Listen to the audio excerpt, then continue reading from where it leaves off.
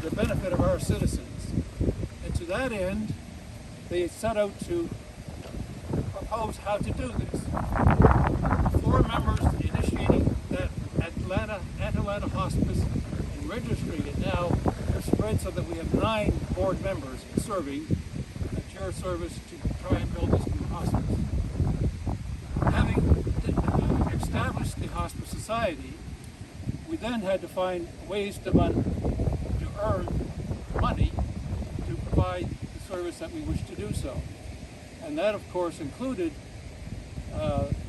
finding land to build the hospice on.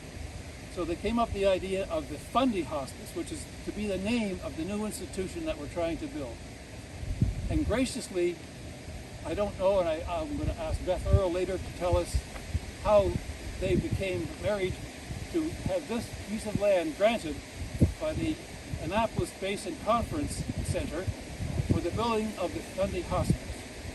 Before we get there, I would like to introduce our distinguished guests to you and ask at the end of the introduction whether they would like to say a word on behalf of the people they represent.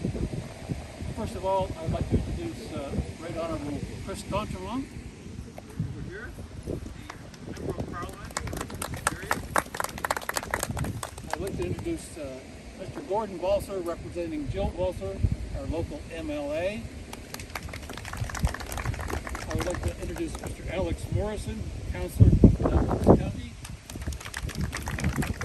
Kevin Ellis, President of Digby and the Area Board of Trade.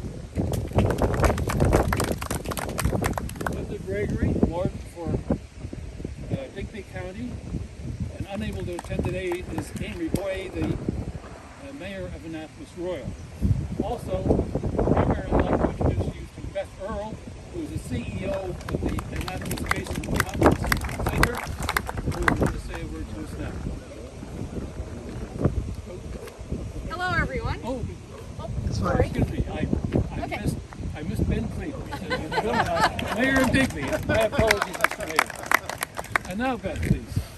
Fortunately, I'm loud. So I'm Beth Earl. I'm the CEO of the Annapolis Basin Conference Center. We're actually the Cornwallis Park Development Association operating as ABCC. And we were part of the development of this area for 27 years ago when CFB Cornwallis closed down.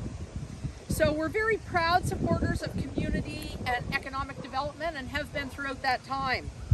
When we donated the land for the Fundy Hospice, it was the recognition that a holistic approach to community and economic development recognizes the importance of a strong and supportive community in all phases of our lives. The hospice will support their community in that final phase of life. And when I speak of community, I do speak of Annapolis to Digby and beyond. I do want to thank the organization that has taken on this significant endeavor. And I wanted to mention Neil Nichols. Neil was a member of the society, and he was also our board chair for many years. And Neil was a supporter of the hospice, but he also embodied that holistic approach to supporting the social, economic, and health of the local community. He was always generous with his time for many local organizations. His passing was a great loss to this community, but his legacy will continue with projects such as this. So it was his knowledge of this project and his involvement with ABCC that really led to us donating this land for the Fundy Hospice. So thank you all to all the volunteers, and we are very proud to be a part of this. Thank you. Thank you very much, and particularly thank you from the Atlanta Hospice Society for the generous donation of the property for our purposes. Thank you very much. Mr. Cleveland, did you wish to address it? So many of us have lost loved ones, friends, in a sterile atmosphere at a hospital. Hospitals were never designed for people to go and pass away. Hospitals were designed for people to go and get better.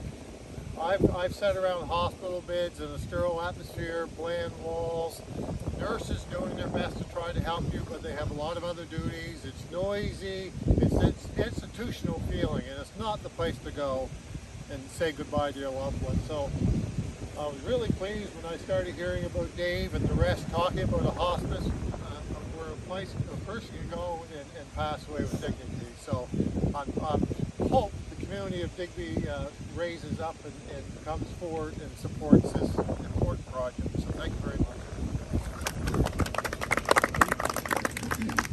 Mr. Morrison, would you like to say a word? Good morning and welcome to our neighbors from Digby County. This endeavor is going to be an example of how various communities can come together and to serve their citizens. The County of Annapolis is very much in favor of a hospice, and I would like to point out that the land donated by Annapolis Basin Conference Center in a very generous way abuts some other land right here that is owned by the County of Annapolis. And so as a counselor, I very much look forward to the time when the organizers of the hospice will come to the county and seek very specific assistance. This is a great thing. People keep asking about it, and I'm glad, very glad to be the counselor for this area, and that David agreed to my irrefutable demand that it be located in my district. Thank you. Mr. Paulson, would you like to say something? It's an honor and a privilege to join in the celebration of the launch of Sir David's quest. Jill's sorry that she can't be here in person, but she's on her own quest, which you can appreciate. A quest on behalf of the citizens of the riding of Digby Annapolis. And I'm sure that these knights will cross paths as they journey forward on their quest. They may be going in different ways, but certainly the end result will be the same, and I'm sure that they will share experiences and look to work together to make this thing a success. It's really fitting that the work to create the Fundy Hospice, a facility to provide end-of-life care and to relieve stress and financial duress for families in need, should begin with a 250-kilometer pilgrimage by a medieval knight-errant.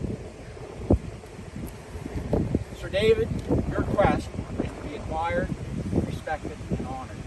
As you know, medieval knights were obligated to serve those who are less fortunate, those who cannot fight for themselves. Your cause is truly noble. Sir David and his warhorse, Naya, represent a valiant and time-honored tradition. Their quest will need to generate $3.5 million to see the creation of the 4th residential hospice service in Nova Scotia. Just think about that and appreciate the fact that it's happening here and now because of these efforts. Fundy Hospice will be the only location in this part of the province and will serve the people of Clare, Digby, Annapolis, and well beyond. This is indeed a quest befitting a medieval knight. Page 3. In ancient times, when knights entered battle, they would carry with them a keepsake to remind them of whom they were fighting for. In keeping with that tradition, Jill, on behalf of the people of Digby Annapolis, would be honored if you, Sir David, would wear this scarf.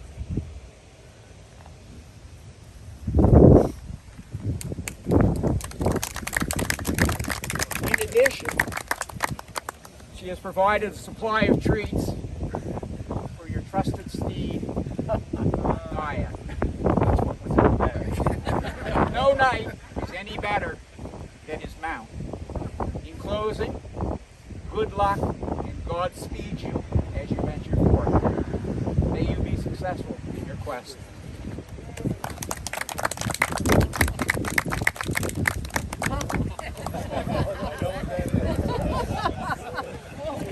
Ready. Gregory? Good morning, everyone. On behalf of our council and staff, as well as our community, we are so pleased to have been invited here today. As a healthcare professional who's been in the business over 46 years, I'll say it that way, over 46, and yes, Kevin, I'm only 46. What can I say? We need this. And I did not realize we were only the fourth one in this province that is going to be here. But I will tell you what it will do for people that have people dying and want the hospice atmosphere and kindness. I know my own cousin in the States was under hospice, and it was lovely. I can also tell you my own brother, who has passed, did not have hospice care, and it was all at home. Not that it's wrong to be at home, but sometimes it's very difficult on the families without professional people to help you.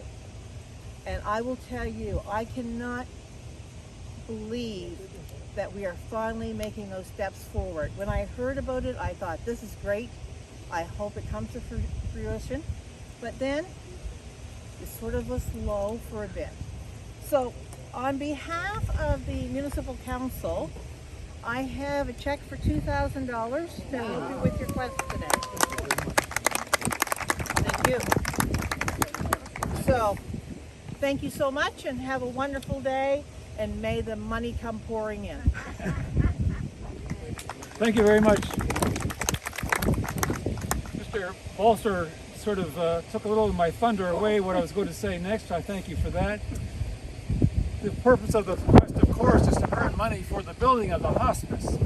And what we ask you to do is to pledge to our knight as he rides around, hopefully a total of 250 kilometers, towards the fund for the building of the building.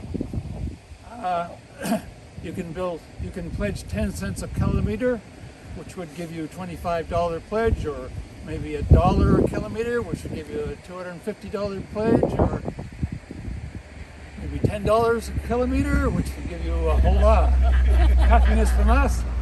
Anyway, we're about to start the pledge for the quest for the hospice, and I asked Sir David to make a comment if you would. Okay, firstly, I want to thank Linda, Gordon, Alex, Ben, and Beth for being here and sharing this moment.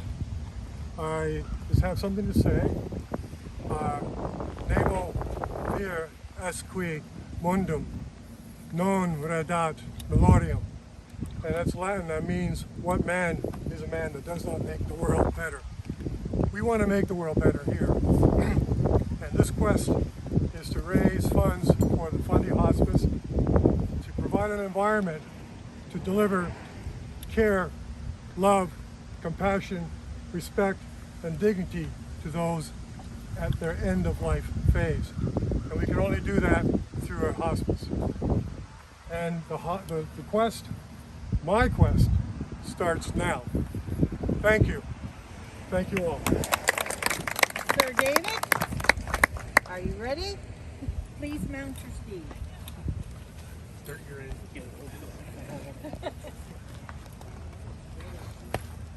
Stay.